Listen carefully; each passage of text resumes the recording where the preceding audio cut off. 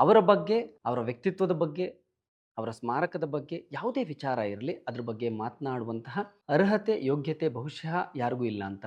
ಈ ಸಂದರ್ಭದಲ್ಲಿ ಆ ವ್ಯಕ್ತಿ ಕೊಟ್ಟಂತಹ ಹೇಳಿಕೆ ಮತ್ತು ಡಾಕ್ಟರ್ ರಾಜ್‌ಕುಮಾರ್ ಅವರ ಅಪರಿಮಿತ, ಅನನ್ಯ ಕೊಡುಗೆ ಏನಿದೆ ಕರ್ನಾಟಕಕ್ಕೆ, ಅದನ್ನ ನಾನಿಲ್ಲಿ ಮಾತನಾಡಬೇಕು ಅಂತ ನನಗನ್ನಿಸ್ತು. ಜಾಗತಿಕ ಮಟ್ಟದಲ್ಲಿ ಎಲ್ಲೇ ಹೋದ್ರೂ ಕರ್ನಾಟಕ ಅಂದಾಗ ಅಲ್ಲಿ ಹೇಳುವ 2 ಹೆಸರುಗಳು, ಒಂದು ರಾಷ್ಟ್ರಕವಿ ಕುವೆಂಪು ಅವರು, ಮತ್ತೊಂದು ಕರ್ನಾಟಕ ರತ್ನ ವರನಟ ಡಾಕ್ಟರ್ ರಾಜ್‌ಕುಮಾರ್ ಅವರದ್ದು. ನಾನು 5 ವಿಚಾರಗಳನ್ನ ಇಲ್ಲಿ ಬಹಳ ಪ್ರಮುಖವಾಗಿ ಉಲ್ಲೇಖಿಸೋದಕ್ಕೆ ಇಷ್ಟಪಡ್ತೀನಿ.